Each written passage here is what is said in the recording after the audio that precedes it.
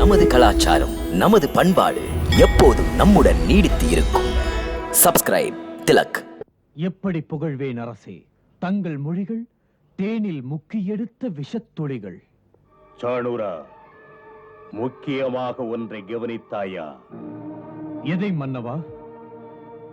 நந்தனின் வீட்டிலே பிள்ளை பிறந்த அன்று அதே இரவு சிறைச்சாலையில் இருந்த நமது தேவகிக்கு பெண் குழந்தை அங்கே பிறந்திருக்கின்றது. அந்த இரவு மர்மம் நிறைந்த இரவு. அங்கே நந்தனின் இல்லத்திலே குழந்தை பிறக்கும் அறிகுறியே இல்லை. அன்று அதே இரவு அங்கு நந்தகோபருக்கு ஒரு பிள்ளை குழந்தை பிறந்தது. அதே இரவு தேவகியின் அருகாமையில் பெண் குழந்தை கிடந்தது. அது மானிட குழந்தை அல்ல. என் கையிலிருந்து விலகி அற்புதமான அன்னையின் ரூபத்துடன் நின்று அது என்னை பார்த்து சொன்னது, உன் மரணத்திற்கு காரணமானவன் பிறந்து விட்டான் என்று. சாணூரா, உண்மை விளங்கிவிட்டது. இந்த பிள்ளைதான், இதுதான் தேவகிக்கு 8வது பிறந்த பிள்ளை. சாலையிலிருந்து எப்படி அவ்விடம் போனது? யார் செய்த துரோகம் இது? உடனே எனக்கு தெரிய வேண்டும் சாணூரா. எப்படி முடியும் அரசே? இனிமேல் முடியாது. ஏன்? அரசருக்கு நினைவுபடுத்த விரும்புகிறேன். நீங்கள் இட்ட ஆணையின்படி அந்த துரோகிகளின் கும்பல் யானையின் காலால் மிதிப்பட்டு அழிந்தது. அரசே, அன்று நடந்ததை சொல்ல இன்று யாருமே இல்லை. துரோகிகள் மடிந்தார்கள். இன்னும் ஒரு துரோகி யமனாக எனக்கு இன்னும் இருக்கிறார். சாணூரா, உனக்கு இனிமேல் எந்தவித சந்தேகமும் வேண்டாம். இவன் யாரை உலகம் நந்தனின் மைந்தன் என்கிறதோ அவன்தான் கம்சனை அழிப்பதற்கு வந்தவன். இது கற்பனை அல்ல, மறுக்க முடியாத உண்மை. மன்னவா, உண்மைதான். இவன் தேவகியின் 8வது பிள்ளை. இதில் ஐயமே இல்லை. இனி அந்த சிறு பிள்ளையை கொல்வது ஒரு பெரும் பிரச்சனை இல்லை. எங்களில் யாருக்காவது ஆணையிடுங்கள், செய்து முடிக்கிறோம். இல்லை சாணூரா, இல்லை. உங்களில் யாரை அனுப்பினாலும் கோகுலத்து மக்களுக்கு சந்தேகம் வந்துவிடும். நுட்பமான பிரச்சனையில் மிக நிதானமாக சிந்தித்து சீராக செயல்பட நான் ஆராய்ந்து தேர்வு செய்தேன். யாரை? பூதனா. பூதனா? ஆம், பூதனா. பகாசுரனின் சகோதரி பூதனா. மகரிஷி துர்வாசரின் அன்பினால் பிரமிக்க வைக்கும் மாய வித்தை தெரிந்தவள். தொழிலிலே சிறந்தவள். காற்றிலே பறக்க கற்றவள். மனம் போல எந்த ரூபமும் எடுக்கின்றவள். கோகுலம் போனால் அவளை யாருக்கும் புரியாது. பகாசுரா, இன்றே போய் நீ பூதனையிடம் நான் அழைப்பதாக சொல். உன் போலவே அவளும் எனக்கு போரிலே உளமாற பாராட்டும் அளவுக்கு பற்பல உதவிகள் செய்திருக்கிறாள். அவளுடைய சிறப்பான சேவைக்கு நேரம் இதுதான். அவளிடம் சொல், உன்னுடைய உதவி உன் சகோதரனுக்கு தேவை என்று. அதற்கு மேல் எதுவும் சொல்ல வேண்டாம். அவள் இங்கு வரட்டும், நான் பேசிக் கொள்ளுகிறேன். அவள் பிள்ளையை கொல்வாள், நான் வழி சொல்வேன். செல்! வாருங்கள்.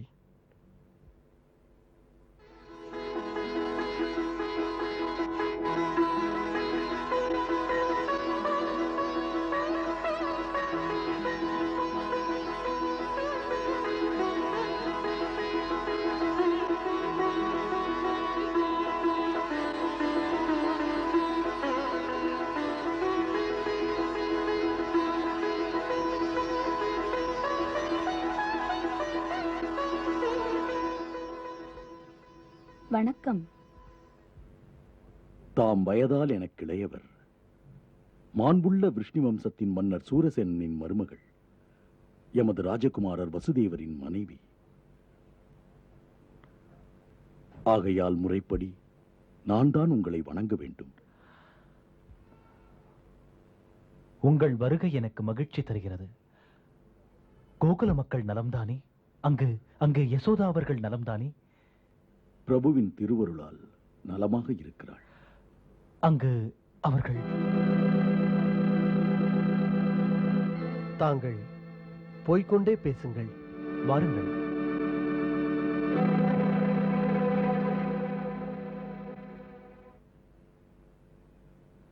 உட்காருங்கள்.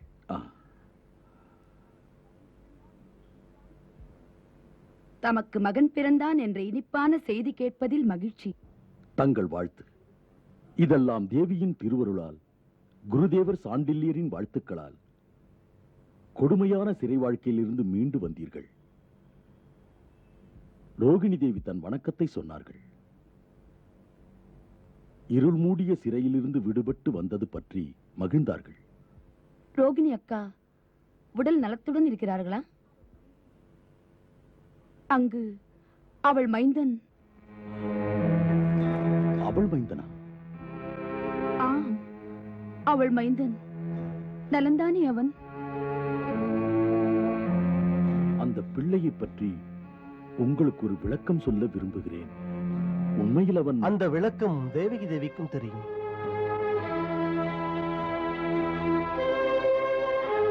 மகரிஷி கர்கர் தனது ஞானக் கண்ணால் பார்த்து உண்மை நிலைகளை ராஜகுமாரர் வசுதேவருக்கு தெள்ளத் தெளிவாக சொன்னார்.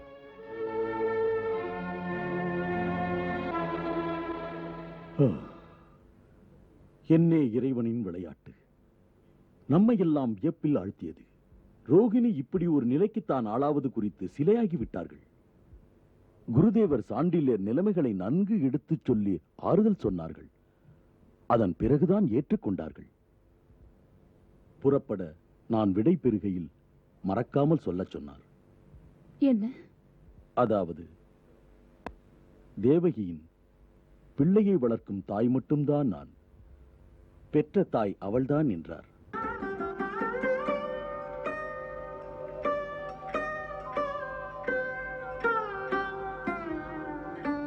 எத்தனை உயர்ந்தவள் அக்கா! அவள் மடியில் விளையாடும் குழந்தையை அவன் என்னுடைய குழந்தை என்கிறாளே. இதை கேட்டு புண்பட்ட மனதுக்கு இதமாக இருக்கிறது. இத்தனை நாளாக நான் சுமந்த வேதனைகளை அவள் போக்கிவிட்டாள். ரோகிணி தேவி குழந்தையுடன் தங்களை இங்கு சந்திக்க வர இருந்தார். பிள்ளையுடன் என்னை இங்கு சந்திக்கவா? ஆ, இல்லை இல்லை, அவனுக்கு அதனால் நன்மை இல்லை. கம்ச அண்ணாவுக்கு இது பற்றி தெரிந்தால், அதுவும் என் பிள்ளை என்று தெரிந்தால், அண்ணா அதையும் கொன்று விடுவான். எனக்காக அக்காவிடம் சொல்லுங்கள், அது அவள் பிள்ளைதான். பந்தம் எனக்கில்லை. மறந்தும் கூட சொல்லாதீர்கள். அவனுக்கு நான் என்ன சொந்தம் என்று, எங்களுக்குள் என்ன பந்தம் என்று.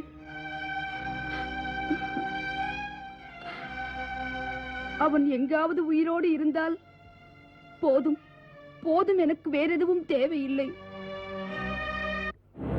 ஜானுரா, நமது பூதனா என்னானாள்? மன்னவா, அவளை அழைத்து வர பகாசுரனே அங்கே போயிருக்கிறார். அவள் ஆகாய மார்க்கமாக வருவாள், வந்து கொண்டிருப்பாள். ஜானுரா, இன்னும் நந்தகோபுரம் அவர் நண்பர்களும் மதுராவில் தான் இருக்கிறார்கள். இன்று மாலைக்குள் அவர்கள் வீடு போய் சேர முடியாது. சமயம் இதுதான். நந்தகோபுரம் வீடு போய் சேரும் முன்பாக ஊதகி கோகுலத்திற்கு போய் அவள் காரியத்தை தொடங்கினால் அது முடியும் சுலபமாக. மன்னவா, பூதகி வந்து விட்டாள்.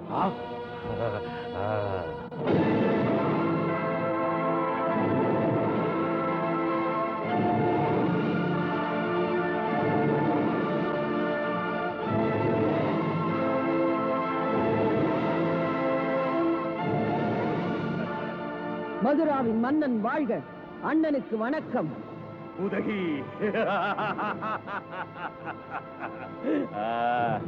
உதகி, உடன்பிறவா சகோதரன் என்று அழைப்பாயே.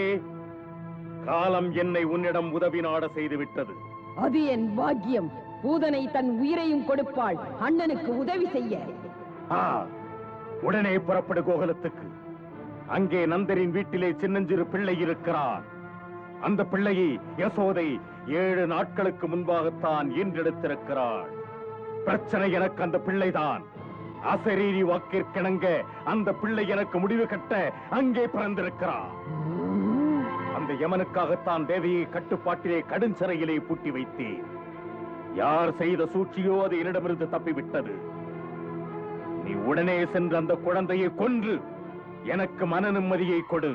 ஒரு சாதாரண பிள்ளையை கொல்ல ஹ, நீ எனக்கு சொல்ல வேண்டுமா அண்ணா? நீ நினைப்பது போல் அது சாதாரண பிள்ளை இல்லை பூதகி. என் கணிப்பு சரியாக இருந்தால் அது நிச்சயம் விஷ்ணுவேதான். அவன் தேவர்களுக்கு நல்லது செய்ய பூமியிலே அவதாரம் எடுத்தவன். ஆகையினால் நீ ஏற்கும் பணி சென்றேன், முடித்தேன், வந்தேன் என்று சொல்ல அவ்வளவு சுலபமானதல்ல. விஷ்ணு பெரிய ஜாலக்காரன். அலட்சியம் ஆபத்துக்கு வழிவகுக்கும், மறந்து விடாதே. அண்ணா, அதற்காக கவலை கொள்ளாதே. அவன் ஜாலம் செய்தால் நானும் ஜாலம் செய்து அவனை கொல்லுவேன். அது எப்படி? என்னிடம் காலக்கோடம் என்ற விஷம் இருக்கிறது. அந்த விஷத்தில் அடுத்தவர் கைப்பட்டால் கை எரிந்துவிடும். அந்த காலக்கோட விஷத்தை என் மார்பகத்தில் தடவிக்கொண்டு நான் அவன் வீட்டுக்கு செல்வேன். அங்கே தந்திரமாக பேசி குழந்தைக்கு பால் ஊட்டுவேன். என் பாலை குடித்தவுடன் குழந்தை நாடி தளரும், விஷத்தின் பயங்கர வேகத்தால் உயிரை விடும். போதும், அதுவே போதும். பூதகி, உடனே புறப்படு. கோகுலத்தில் நந்தகோபர் வீட்டிலே பெண்கள் மட்டுமே இருப்பார்கள். அந்தி நேரமாகும் அங்கு ஆண்கள் போய் சேருவதற்கு. கவலையை விடு, எனக்கு விடை கொடு. வென்று வா, அவனை கொன்று வா.